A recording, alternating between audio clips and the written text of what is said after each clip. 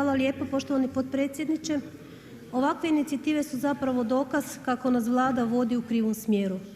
Proteklih dana imali smo prilike vidjeti razne Kuščeviće koji da je bilo moralne politike nikada ne bi sjeli u ministarske fotelje.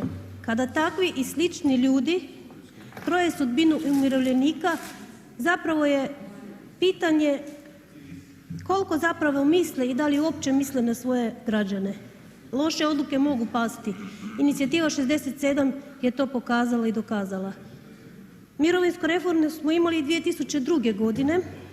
Drugi mirovinski stup je razorio mirovinski sustav.